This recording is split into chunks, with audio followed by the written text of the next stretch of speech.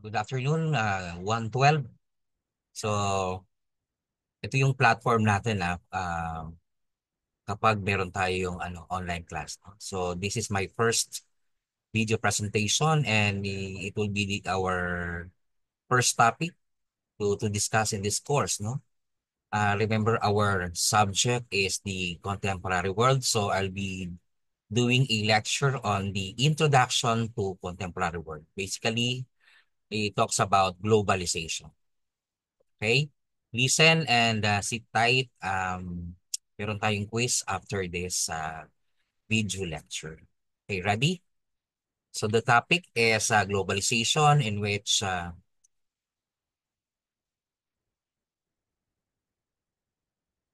we will having the targets. Siyempre, kailangan meron tayong goal no, in the discussion of the topic. No? Number one, we're going to define the concept or we are going to conceptualize what is globalization in the contemporary world. Number two, we're going to discuss the features of the globalization. And number three, we're going to evaluate one's own experiences under globalizations. Okay? Kung kayo ba ay, have you felt before ba that this is something to do with your daily activities? This is part of globalization pala. Okay? So we're going to evaluate on that. Okay? Basically, you have to look at the picture, no? So anong place ito? Where do you think saan nagpo-fall itong picture na to?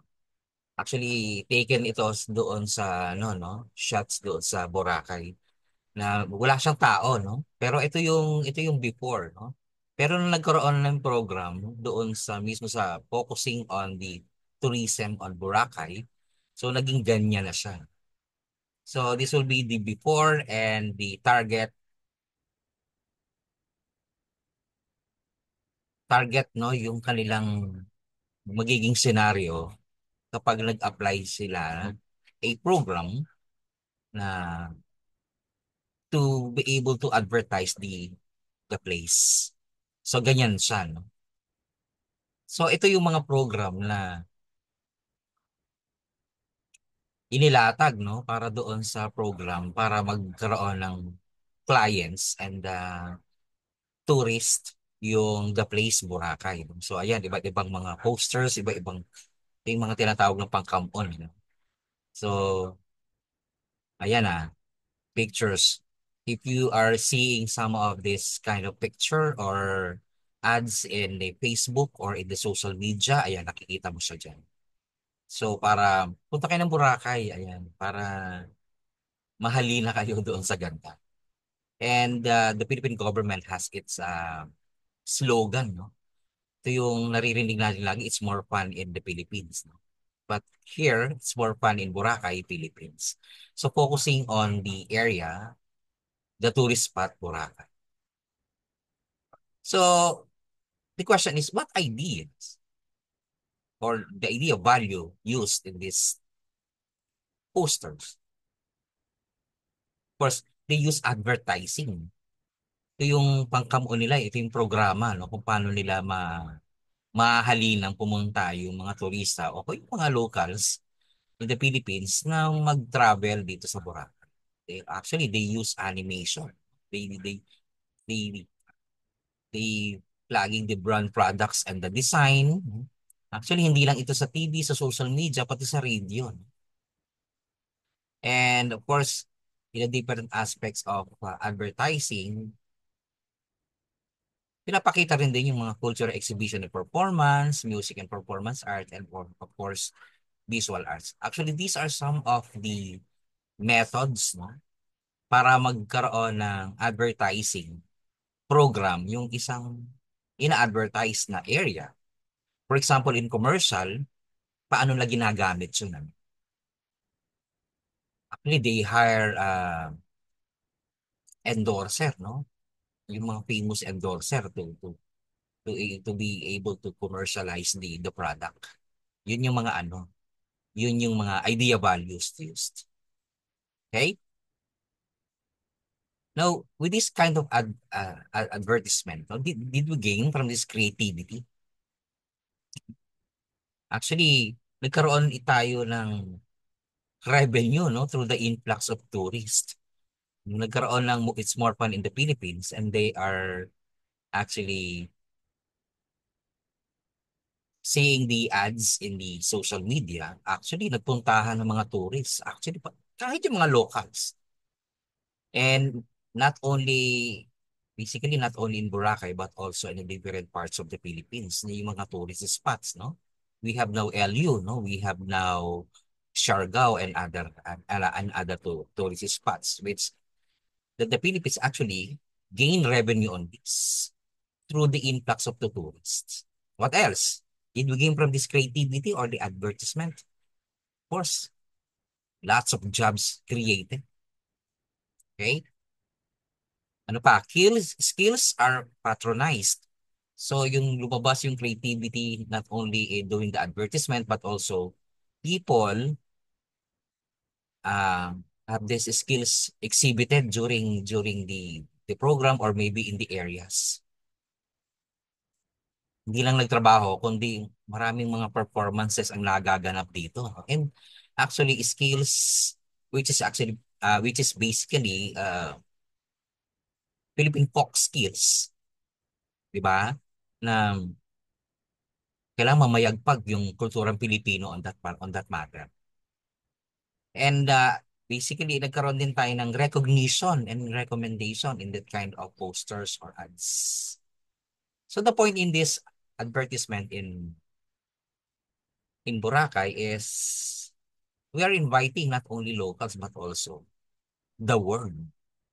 Punta na kayo dito, the world, no? And we are actually advertising it globally. Kaya naging kakilala eh. Basically in one of the ano no, basis on the tourist spots, world class tourist spot according to the studies, eh isa na yung Boracay doon sa ating mga top of the world spots, tourist spots in the world. Okay, naging successful yung ganung klase. And actually, we gain from this creativity. Alam mo kung anong tawag dyan sa ano na in economics, we call it as creative economy. Exhibiting some kind of skills, actually intellectual rights, programs para magkaroon ng pang-come on yung programa na ito na pumunta or to patronize some of our products. Not only in tourist spots but also in the different products, um, places. Actually, we are selling our culture, no, in this kind of creative economy. Yan tawag dyan, creative economy. Okay? So the question is, what ideas are being used in the promotion of tourist spots in the Philippines? Except one. Can you answer this?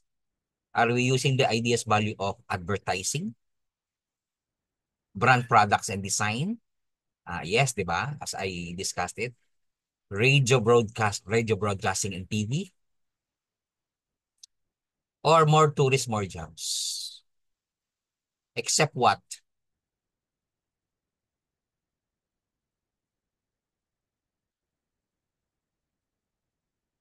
Actually, none of these options. Uh, Actually, ano siya, no? Hindi siya exemptions dun sa pagpili ng mga promotional values, ideas values in the promotion or advertising the tourist spots. Lahat yan ay ginamit, no? Advertising, brand product and designs. Yung brand product and designs, yung more fun in the Philippines, ay nagagamit siya. Radio broadcasting and TV, more tourists, more jobs. Okay? Number two question, from the given promotion and advertisement, what particular people benefit the government have? Okay, as I reiterate with this kind of question,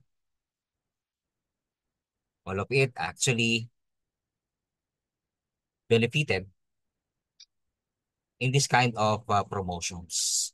Philippine revenue through influx of tourists, jobs created, tapos states recognition, nakilala yung Pilipinas with this form or with this platform of it's more fun in the Philippines. Ginagamit na yan sa ibang bansa at naririnig din na yan. And with this state, with its states recognition, the Philippines actually known on the map. Ay, punta tayo sa Philippines. Ba't ba Tagalog? Yeah, we have to go to the Philippines. They actually promoting this kind of tourists, etc., etc. No? Nakilala yung Pilipinas na isa sa mga magagandang area na pwedeng puntahan ng mga turista sa kanilang mga bakasyon.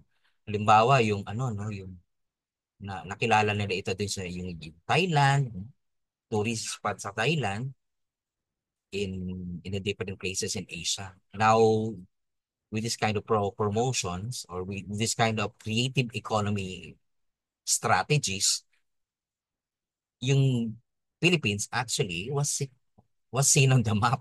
Nakikita na tayo at napapansin. Okay? Reiterating with this kind of logos, no, it's more fun in the Philippines. Huwag na natin isipin yung mga negative things about what is happening in this in the tourist issues like that visitation of different nations.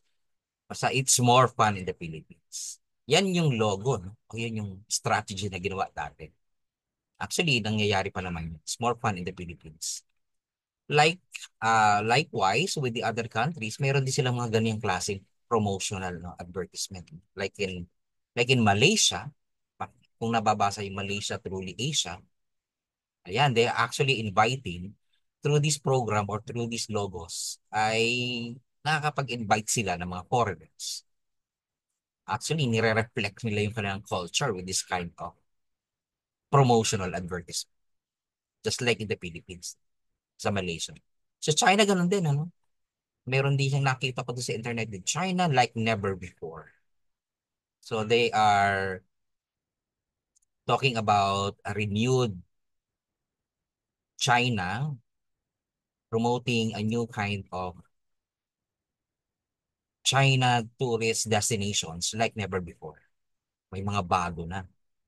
Actually, pag pumunta ka sa China, may mga bagay na hindi ka nakikita, no?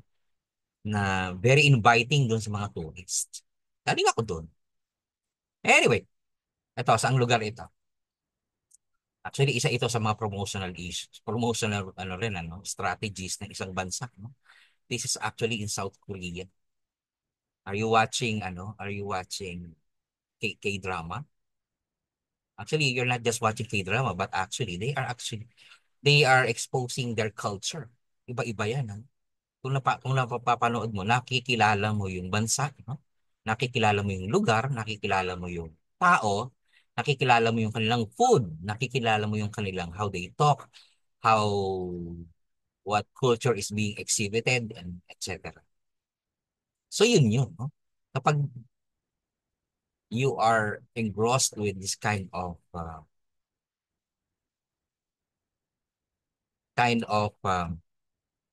shows o kaya hindi mo lang not only getting the history or the context of the story of the drama but also pamamaraan din ng isang programa na ito na i-project yung kanilang culture. Tingnan natin ha. O, ayan no. Nakikita nyo ba yan sa mga K-drama? What place is that? O ayan na no. Nakasulat na. Yan yung Seoul Tower. Lagi ko nakikita yan pag nanonood ako ng K-drama. So, all things about this place is the beauty, no? The beauty of the place. They're actually exposing the serenity of the place. Ang sarap naman pumunta dyan. Ayan, ganyan siya. Okay? Kung madalas kang nanonood ng K-drama, ayan, nakikita mo siya.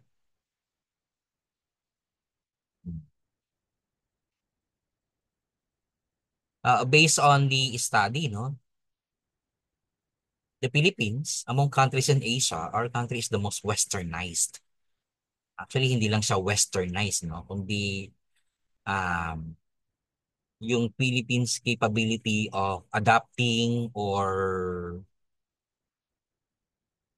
assimilating some of the aspects of different countries, eh, number one tayo dyan, ano? Ginagaya natin, ina-adapt, tapos beyond tinutularan, eh, no? Para bang ginagawa natin yung mga bagay-bagay na natututunan natin sa kanila at pinalalago pa ito.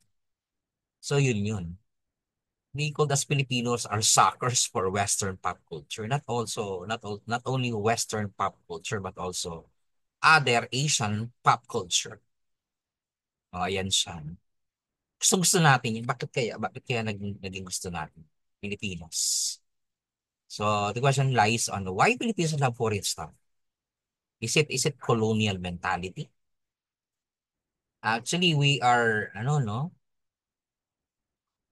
Because of our historical values, no, that the Philippines experience through different colonizers, para bang nag-breed, no, sa ating minds yung we love foreign stuff. Gusto natin siya. Kapag may mga bago, kapag mayroong na tayong nakikita na nanggaling sa ibang bansa, nandun na yung notion na pwede natin gayahin, tularan, at saka is sa practical. Okay? Pwede natin gayahin siya. So the question, why we love the foreign stuff? Is it colonial mentality? Dati pa yan, ano? One way to answer this particular question is foreign things are offered and available. Kung hindi naman natin sa nakikita at hindi naman to available, hindi natin matututunan ng mga bagay-bagay na to. At kung natutunan natin, nagustuhan natin. Why? Kasi wala tayo nito eh. Ha? Although meron tayo nito, no? Pero how they broadcast and expose their culture in a different forms of entertainment ay naging bago sa ating paningin. So foreigners immigrate here and bring that culture with them to share. Not only the immigration of the people, but also the influx of the different shows, entertainment, or even telling us a different stories, the beauty of the country, the culture. Yeah. Because appreciation of other culture is not bad. Actually, we Filipinos deem to appreciate every foreign stuff that being showed and offered to us. Ganyan ang Pilipino, no? Nasanay tayo na mapagkumbaba, ano, doon sa mga foreign stuff na natutunan natin nakikita. So it is not just a Filipino thing. Humans like trying new things. That's the nature of human. Oh, bago to ha. Oh, try natin. Subukan natin. Ang ganda naman. Gusto ko makapunta. O yan, nag-iipon ka na, no? Tapos pupunta ka ng Korea, Vietnam. Ayan na. Kasi nakikita mo sa TV. Okay? So yun siya. Sabi din sa DepEd, no? Which I am the secretary, no? DepEd realized that many Filipinos needed the public support to further raise the standard of education in the country, gearing towards national development and labor export. So it is in some way we cater our education, no, skills para tayo ay maging labor export. Anong ibig sabihin nun?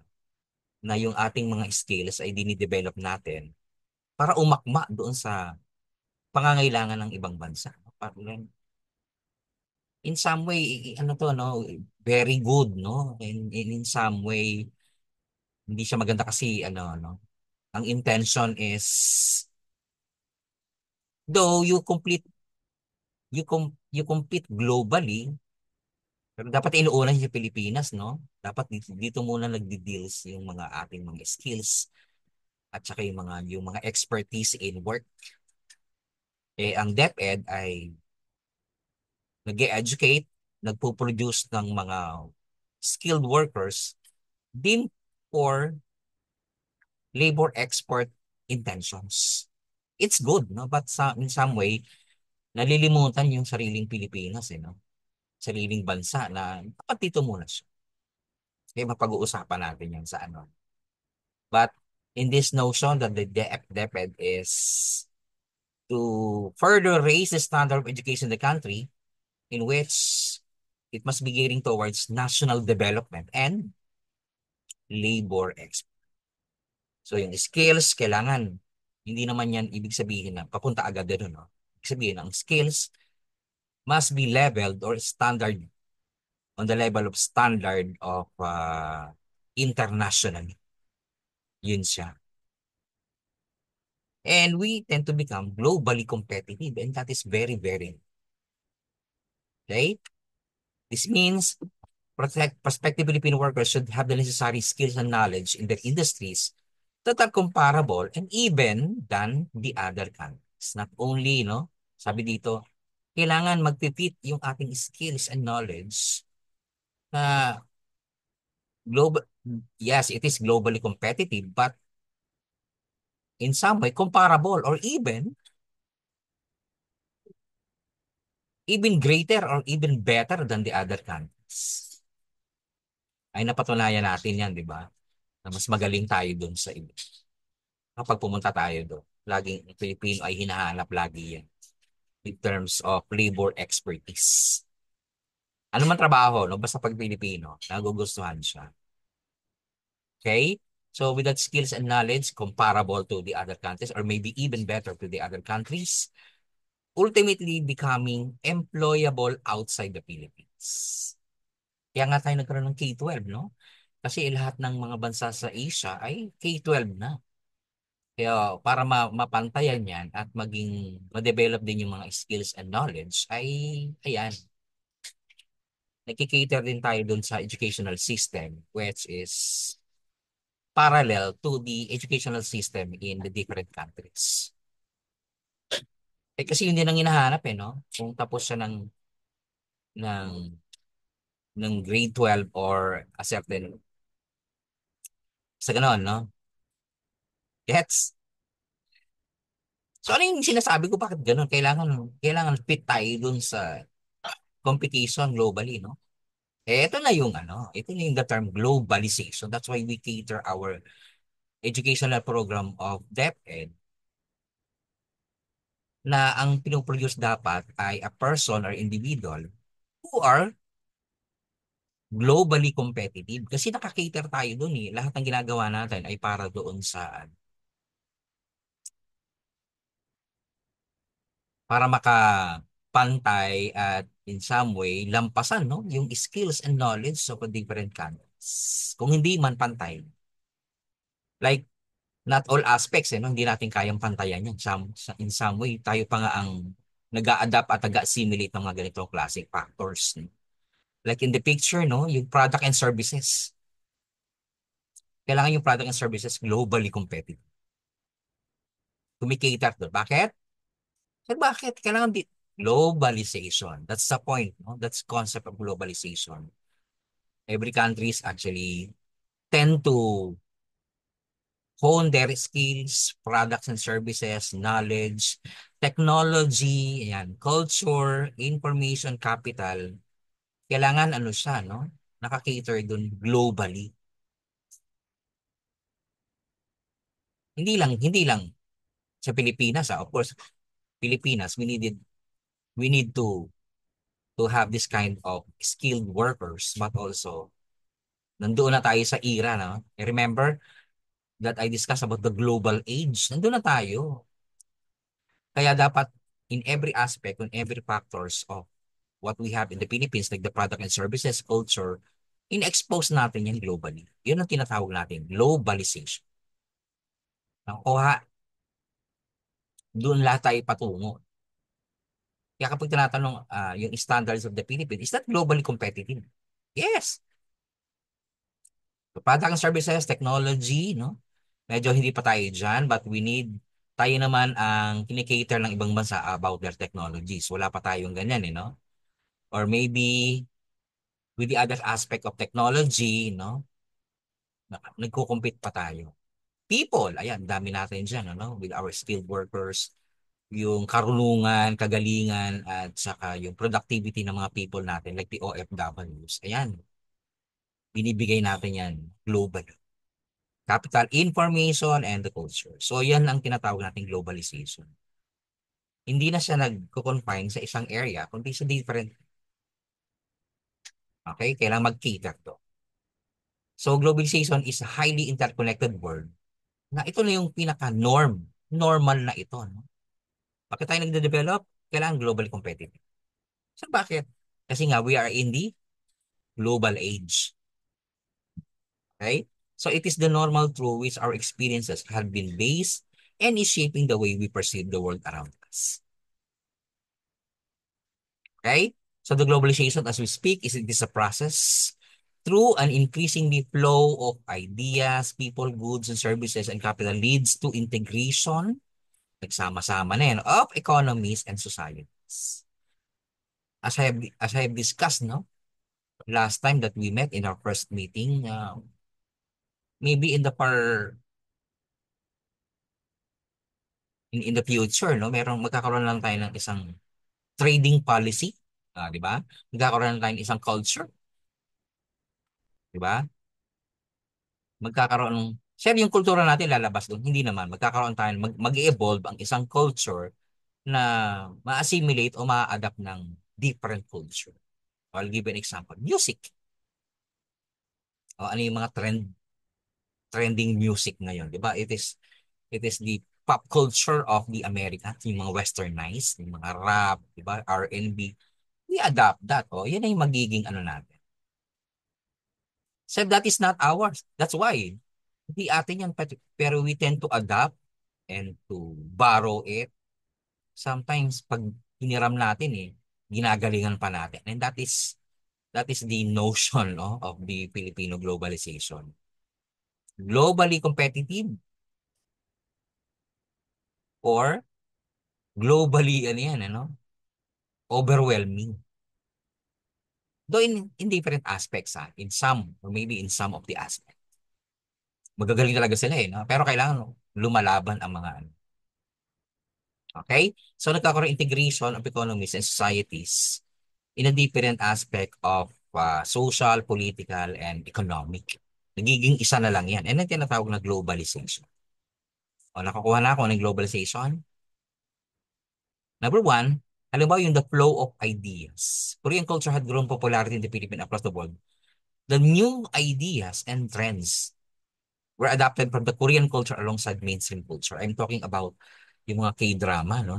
Na-absorb natin yan. No? We're not just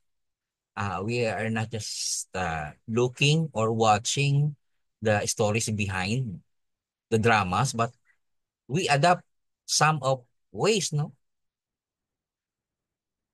We speak their their language, no?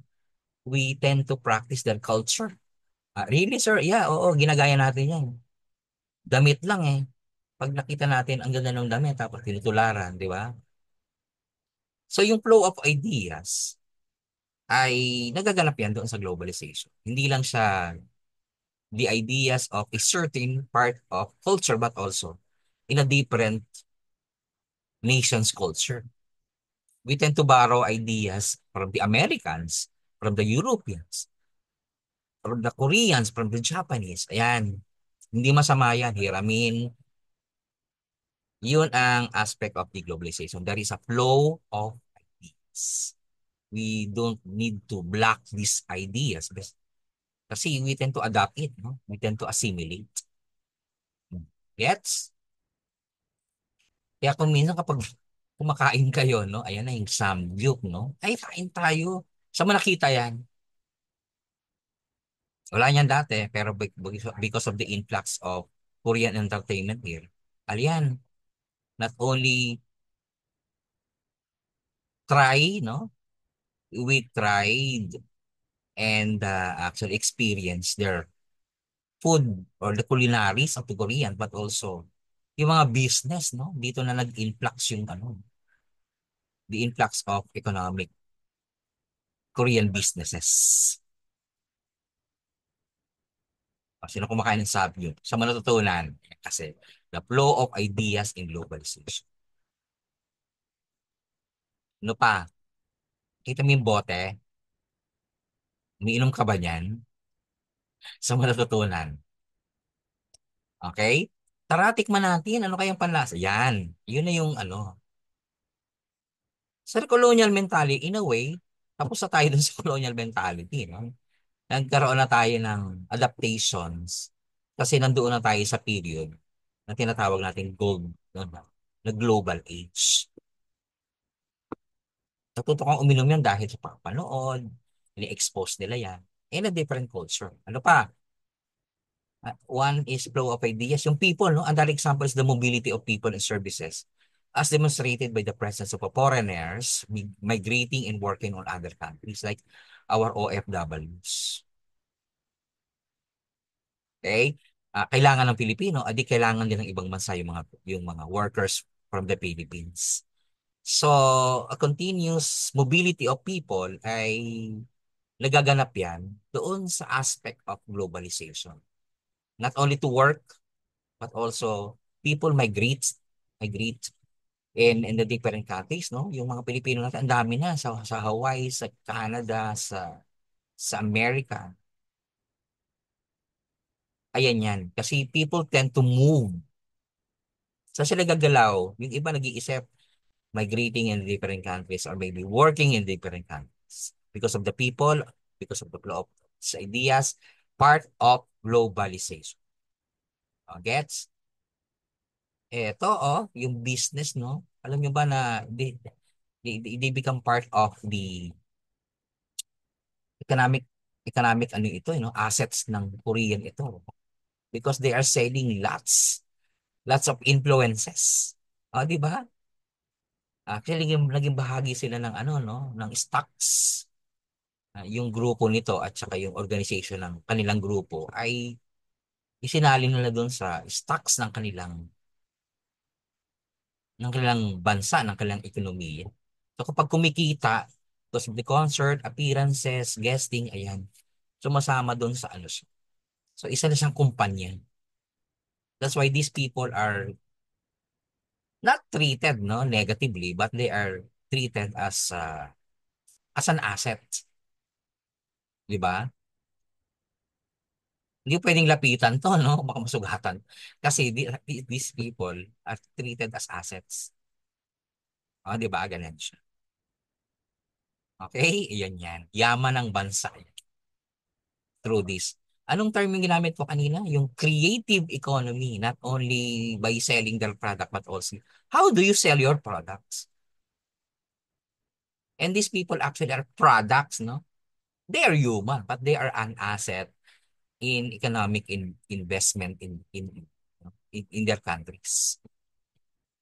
Kasi bakit? Kasama na nga ito doon sa kanilang stocks eh. Ibig sabihin, kumikita na yung bansang Korea dahil sa kanila. Meron ba tayo niyan? Meron tayo niyan, di ba? Next is the flow of capital, no? It could be seen in the use of mobile devices to transfer money, as well as invest on different stocks in the market, regardless of place. Ayan na siya. The flow of capital not only surrounds within the Philippines, but also yung capital natin. Nag-i-invest tayo. So, at ginagamit ito yung mga transaction sa mga mobile devices. Are you using GCash? GCash is only for locals, no? Pero may mga GCash, they tend to, ano na, no? Pumapasok nila sa international transaction of the flow of capitals. Diba? Yung PayPal, international yan. And the other application in your mobile devices, specifically the transfer of money, investment, yung stocks, crypto coins, no? Cryptocurrency, that is international. See? At lahat yan ay factors na ng globalization. Regardless of place, lastly, the shoes, clothes, ayan. Anong gagamitin mo? And any other product has been at the forefront of globalization. Example given, Adidas, Nike, yung mga bags. Yun yung ano natin eh. Ano pa? apparels, hindi lang yung shoes, kundi different aspects. So the movement of money for investment in and out of nations, do. So in tinatawag na global capital flows. So kailangan ng Pilipinas? Yes. Diba? Nag-import-export tayo. Okay? Yan siya. Part of globalization. So, ibig sabihin sa yung globalization noon pa in terms of the flow of capital. Yes, ang tagal na noon, ano? O, explain ko mamaya kung bakit. Another thing is the integration of economies and societies. Now, we were binded by this, becoming similar in different aspects of economies and societies. Ito na nga yun, no? Natututunan natin yung mga moves, culture, values, methods, system ng ibang bansa na ginaganap natin dito sa Pilipinas. And all of these things are part of globalization. A global studies expert elaborated the concept of globalization. According to Manfred Stiger, globalization is the expansion and intensification of social relation and consciousness. That realizing, ito yung bahagi pala nitong pagpapalawak ng understanding ng flow of ideas, people, uh, flow of capitals, okay? And intensification of social relations and consciousness. Nagiging one nation tayo. Nagiging friendly nation yung ibang bansa because of this globalization, and which is actually very positive. Okay? So the globalization is the expansion of social relations. It is, no? Large companies hiring workers in developing countries are more profitable. That is the economic part. Developing countries provided conducive environment for large manufacturing due to low wages and lesser regulations from the government. This is an aspect in which yung mga manufacturing companies are inilalagay doon, no, sa mga iba't ibang lugar, no, sa Asia, targeting targeting nations na nag-offer ng cheaper labor. O halimbawa, yung Adidas, basically hindi lang yan sa US, no? Meron tayong pagawaan diyan sa Singapore, sa Hong Kong. Yan, may mga Adidas diyan, manufacturing company. Even in the Philippines, meron tayo no. So expansions. Sir, can we expand also our product? Yes. 'Di ba? Meron tayong edge diyan because our product is also globally competitive. Sir, yung Marikina shoes, why not? No? Kung talagang may magi-invest, talagang magkikita niya. Actually, meron yan pero hindi pa yung ganun kalaking aspect of Adidas and Nike. Ayan, lahat siya. Ano? Yung nga lang, yung investment ng ano. And other products. Pero ano yung number one product natin? We are giving out globally.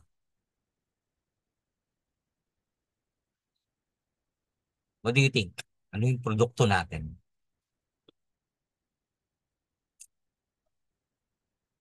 The number one is actually the people, no? The skills of the Filipino people. Yun ang ating bentahe sa ibang bansa. Kaya nga yung mga OFW natin, ayan, makikita mo sa iba't ibang sulok ng mundo yan. Kasi ito yung ating bentahe na ipinapakita natin sa mundo na ito yung galing ng Pilipino at ito yung asset ng Pilipino. Yung ating mga labor skills, labor knowledge. Ha? So developing countries provide a conducive environment for large manufacturing due to low wages and lesser regulations. Meaning, um, yung mga produkto ng ibang bansa hindi na ini-export, no, nila for example from America to Philippines, but also they are building a company in the Philippines na nandoon na mismo. Kaya nga kung sasabihin mo Adidas, Nike gawa sa US, meron tayo sa Bataan yan, ano? Meron ginagawa sa Bataan na talagang ginagawa na. Okay? So the question, will you hire an American worker with $8 per hour compared to a worker in China or Vietnam who may pay for per day. Kung compare mo doon, saan ka pupunta? Siyempre doon sa mas mura. So hindi ba negative yun? In kind of terms, negatively, pero that's business eh. Does this kind of economic maneuver creates jobs? Di ba? Yung mga factory worker natin, ayan, salampak sila dyan because kumikita sila at meron silang pinagkakakitaan. May trabaho. So, ikaw pa, alisin mo ba? Di ba? Economic aspect kasi yan. Okay? Yun yung mga scenario dyan. So, the second term use is intensification. No? What's the number one? Expansion. The second is intensification. This means that different countries have become deeply interconnected not only economically, socially, but also politically. Tama yan. Ha? Nakikialam, may pakialam, at saka nagmamaniobra na ng mga political pact, ng mga political systems. Yung ibang bansa sa iba. Siya negative, no? It's not negative. It's actually positive. Given an example here, yung North Atlantic Treaty Organization, which is a grouping of 30 European American states who share a common goal and visions. So ano yung mga visions nila? To protect the country na members ng NATO, no? Sure, they are Americans and Europe. Yeah, we have ASEAN, di ba? Pinag-uusapan din yung social, economic, and political matter ng mga Asian countries, ng mga members ng mga Asian countries. So, one example is Nana. Okay? So, may mga members sila dyan. So, particularly, nandoon sa North Atlantic areas, Europe, America. Merong version yan, di ba? Sabi ko kanina, ASEAN, ano pa, dami, di ba? Kapag nagpulong-pulong yung mga economic leaders ng iba't ibang bansa sa Asia, ayan, economic summit, ayan, nag-meet sila and they have organization actually. Positive, negative. Actually, this intensified relation resulted to interdependence. Ano yan? Kaliwaan, no, ng bigay at saka ng kamig, no? Bibigay ka, kukuha ka pa rin.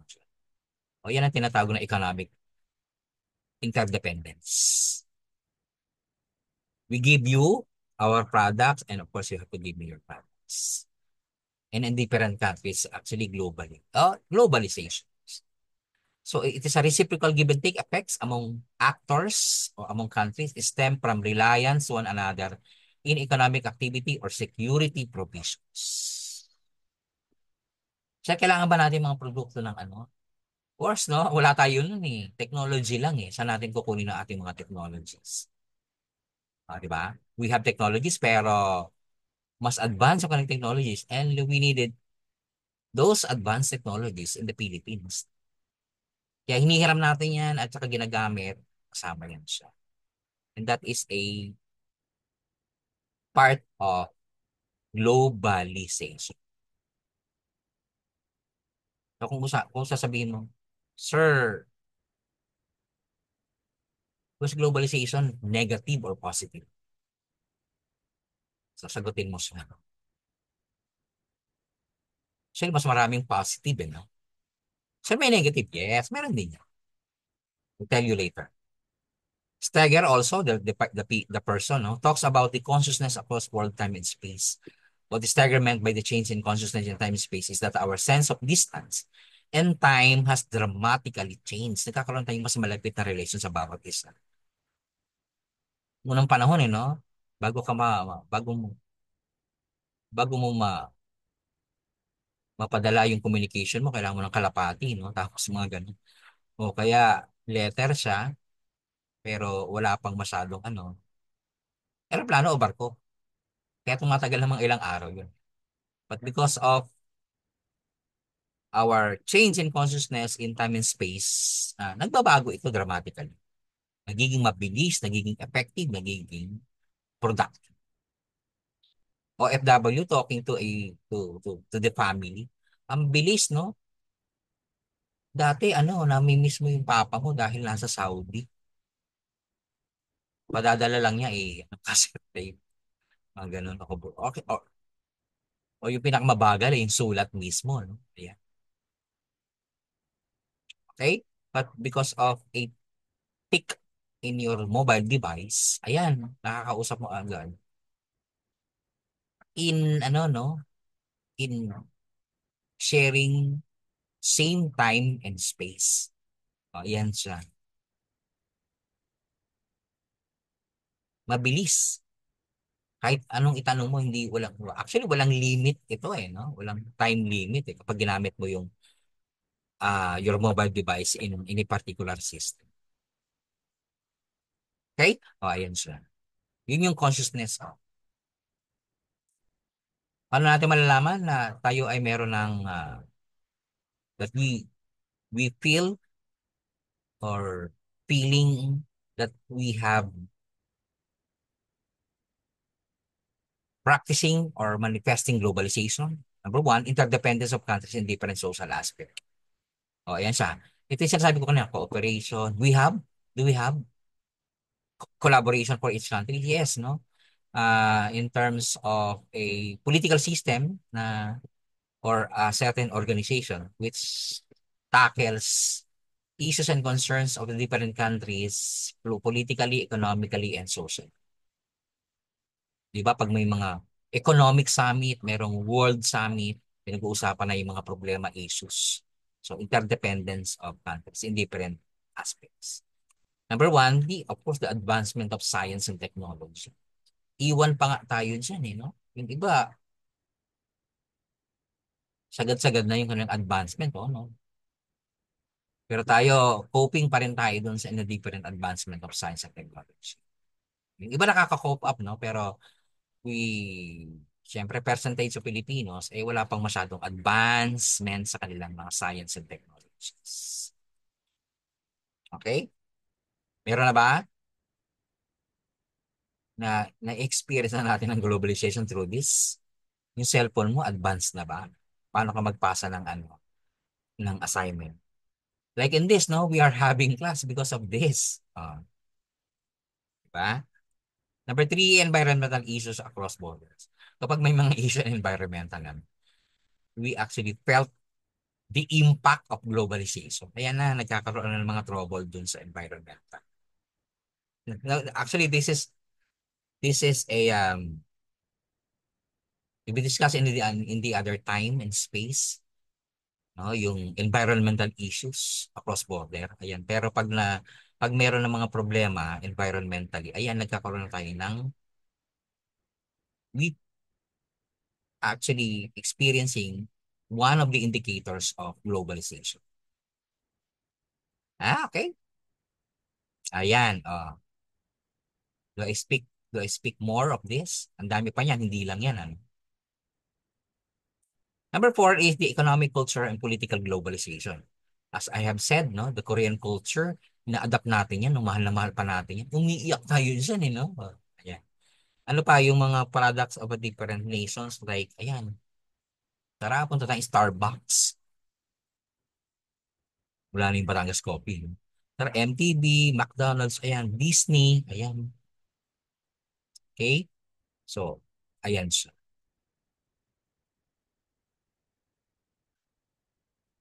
Hindi lang siya economic, no? Culturally, nag nagkakaroon ng involvement ang cultural factors, no, with this kind of products and with this kind of culture being shown in different K-dramas.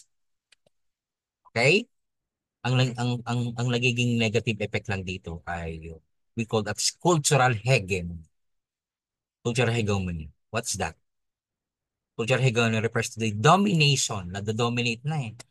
'Di ba? Nawawala na yung local distinct culture natin at napapalitan na ito. O rule maintained through ideological or cultural means. Kaya tinatawag siyang cultural hegemony. We experience a culture of a different country which is very dominating for us. Yan. We are actually experiencing cultural hegemony. It is usually achieved through social institutions which allow those in power to strongly influence the values, norms, ideas, expectation, worldview, and behavior of the rest of the society. Or even a governmental system, no? Ito yung apply natin. Ito yung gagawin nating culture na pwede nating hiramin. Or in a group or an institution. Na ito gawin natin para ano. Ito rin yung ginagawa sa ano eh. Ito rin yung ginagawa sa ibang bansa eh. So yung cultural values of other nation actually nag-dominate yung ating cultural practices. So na-experience natin yan. Pag na-experience natin yan, globalization.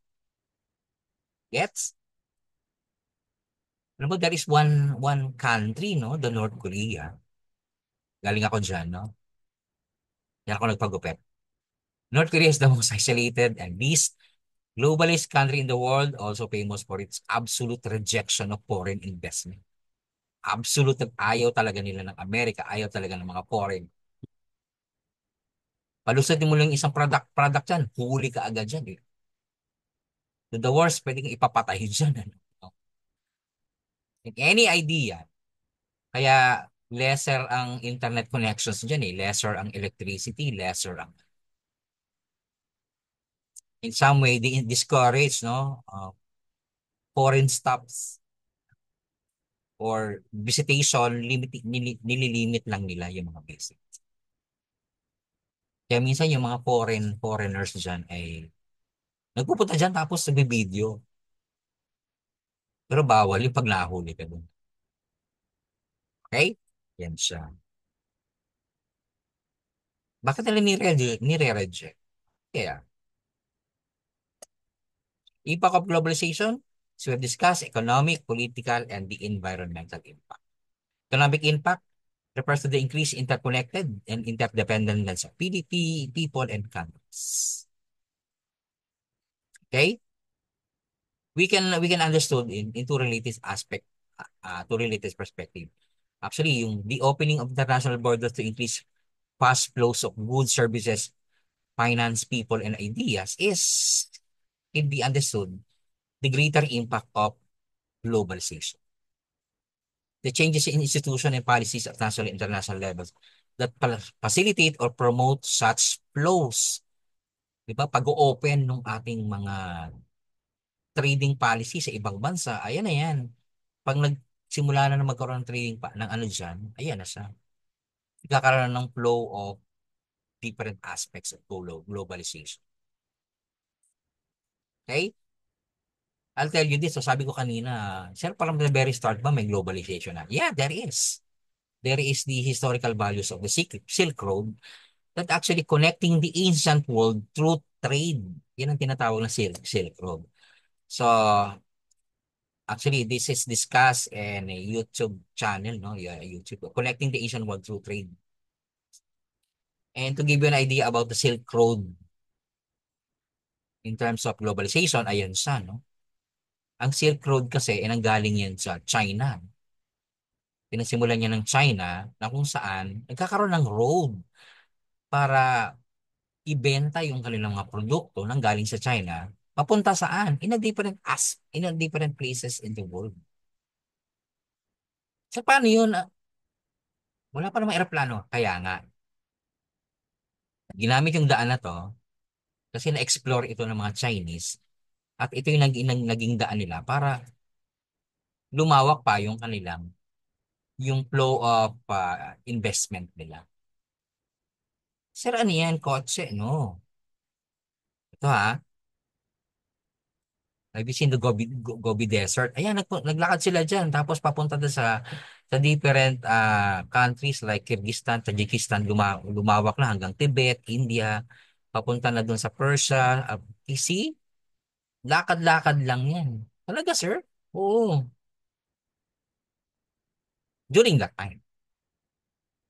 Okay?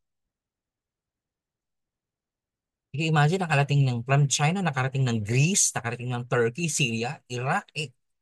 Kabilang bahagi ng mundo yan. Yan ang tinatawag na Silk Road. Why is it silk? Kasi galing yan sa China. Okay? So sila yung nagbukas ng pintuan para mag-travel o nagbukas ng daanan para i-travel yung kanilang mga products. Ano yan, sir? Ayan. Hila-hila lang ng mga camel, hila-hila lang ng mga ganyang yung kanilang mga produkto.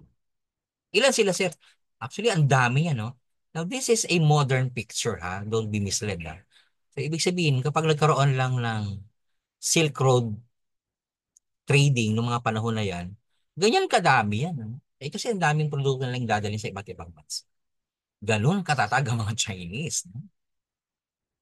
Ganun kasisikhay yung mga ideas nila. Bakit hindi natin ibenta? Don't be misled. This is a modern picture. Pero to tell you how the travels of the Chinese during the Silk Road era ay ganyan siya. Ganyan karami. Sir, napapagod. Siyempre titigil at magkikreate ng mga tent, tulog. Pagising, biyahe agad. Siyempre, pag naubos yung biyahe, babalik. Eh, siyempre, no country nila yan. Eh. Yung iba, hindi na. Okay? Or yung iba, staying pa kasi nga, not only the Silk Road trading, but also, may point din ito na nagmamigrate na yung mga ibang tao. Okay? Through this. Through this map. Walang barko to, walang ano to, walang kotse to, walang lakad lang ito. O kaya nakasakay din sa mga kanilang mga camel at saka Silk Road.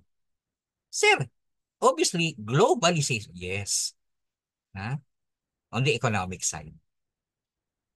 Ano pa, pag nagpunta sila dyan, hindi lang economic yan eh. May nagpapalitan din ng mga produkto yan. At nakikita nila as they stayed in the different countries, the cultural value. So, nakikilala yung mga ibang tao, nandun na sa lampak na lahat yung mga factors of globalization in this kind of trading roadmap. Okay? Silk Road. Yun yung Chinese, no?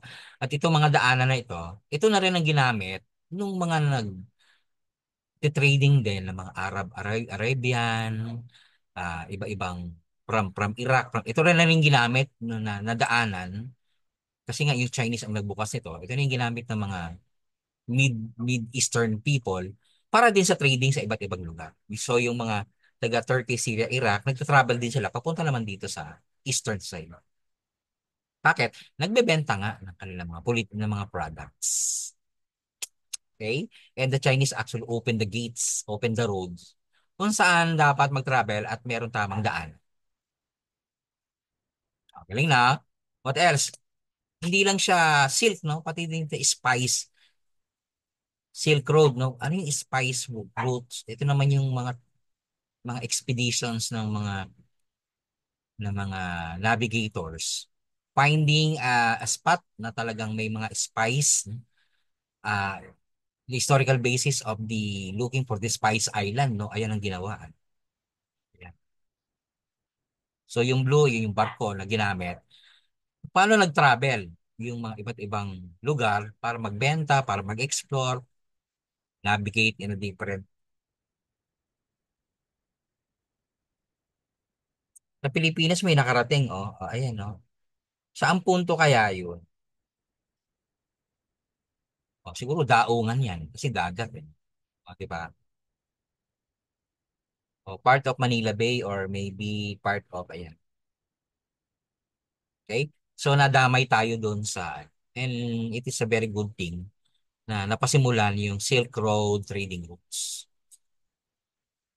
Okay? Yes. So, with the benefits of globalization impact, dalawa siya, no? Actually, looking at the diagram, ayan, technology, economic scale, foreign direct investment, pero yun ang mga benefits. How about the risk?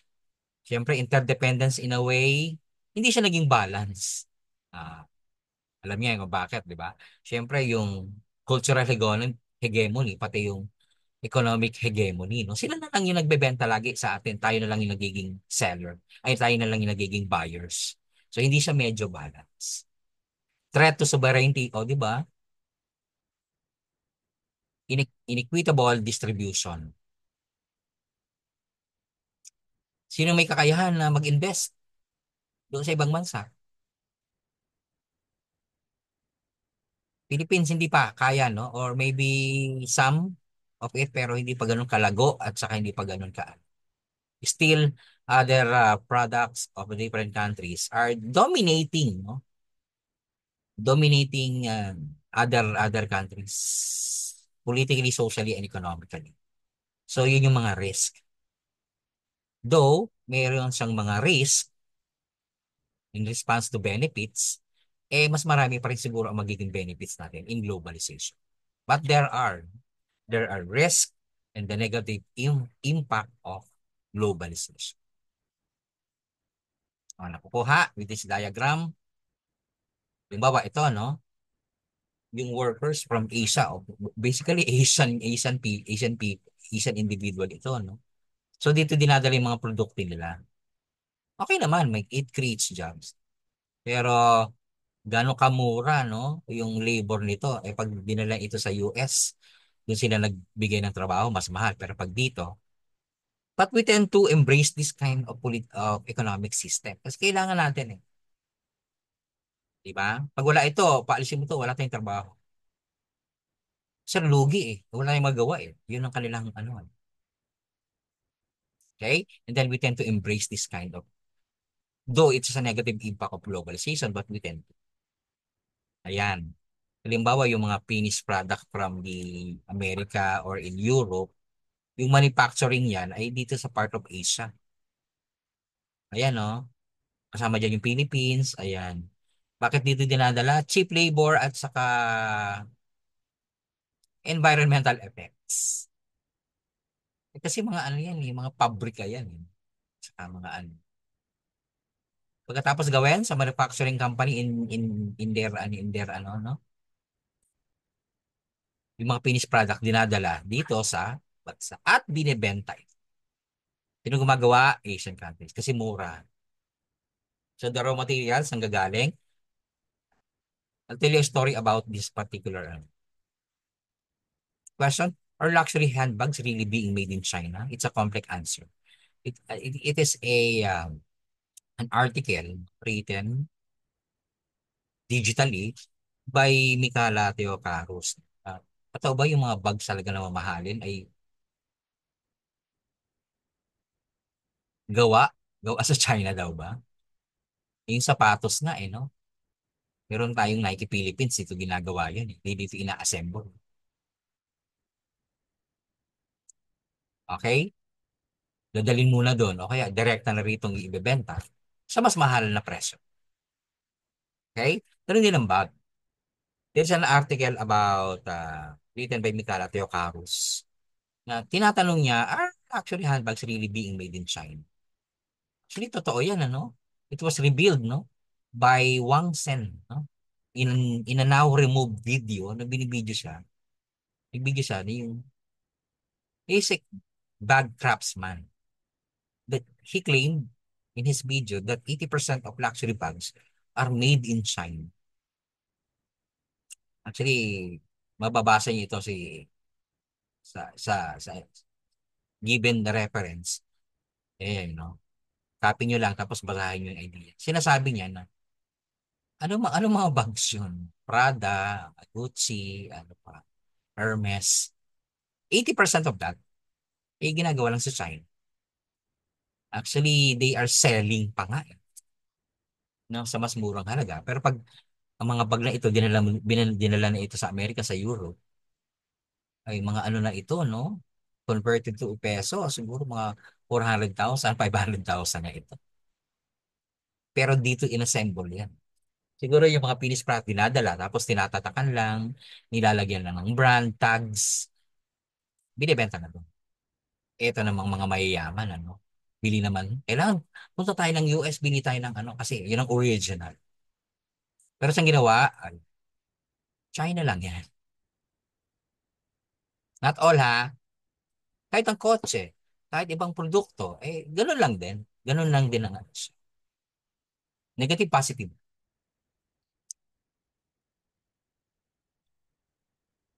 Yun ang, in some way, yun ang ano no? The impact of globalization. Okay? Actually, yun sa video pa nga niya, ini-invite din yan na dito na kayo sa amin bumili na mas mura. Though this particular article is a politically motivated siya kasi nga nagkakaroon ng trading wars between US and China. O ayan, dito na kayo bumili ng mga mamahaling bag, sabi niya. At sa mas murang halaga. So pinatatamaan lang yung Amerika na ikababagsak ng kanilang industriya, no, ng bag na pwede nang bumili sa China. Sir, made in China yan. So what? Ba't sa tingin mo yung made in China ay ano, ay mahinang klase? There are items, no, na talagang China mahinang klase. Pero China is good eh. Talagang magaling silang kumangopya, magaling silang gumawa ng mga paraan. And they were born, ano, kasi mga they are born, ano kasi siya eh. They are born sellers. Kahit sa bakod lang ng kanilang bahay o sa basement lang, makakapag-create ito ng mga Tamagotchi toys. Ganon. Mga calculator na madaling ginagawa lang din nila yan with that. Sino gumagawa niya, mga engineer? No, those people na inaaral lang at binibigyan ng mga ganitong klaseng knowledge sa mga nakakapag-create ng mga electronic devices. Di ba? O, yeah. Especially toys. Ayan, ginagawa lang yan sa mga bakura nila sa mga maliliit na kumpanya. Kaya pinakamura yan at saka. But the items na ginagawa talaga ay pag sinabi mong China, good siya. Naging notion lang natin kapag made in China ay palyado siya or pan. Okay? With this article, this is one of the impact of globalization in which we were blinded by the manufacturing companies which actually dominates our economic system. Dito lang kayo bumili kasi mahal eh. Pero meron palang mga ganitong notion na, dito lang pala ginawa yun because kapag bibili ka ng sapatos, no, merong mga Nike talaga siya. Tapos, ano siya, yung pala gawa sa Pilipinas. Okay? We will discuss those examples, no? Actually, assignment niya yun. Ibibigay ko yan. What are items, what are other issues and concerns regarding the globalization which tackles negativity. Okay? So, yan ang globalization. Yan ang concept ng globalization. Okay? That's it. I wish that you have known or an idea of what is globalization.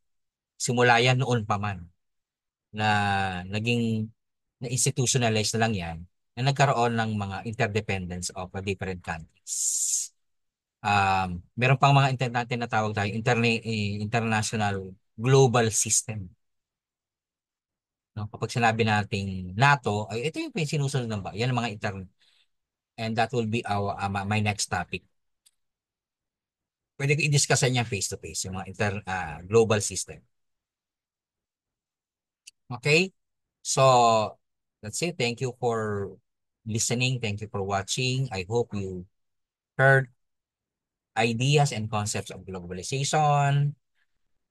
Kailangan may natutunan ha. Kailangan meron ka.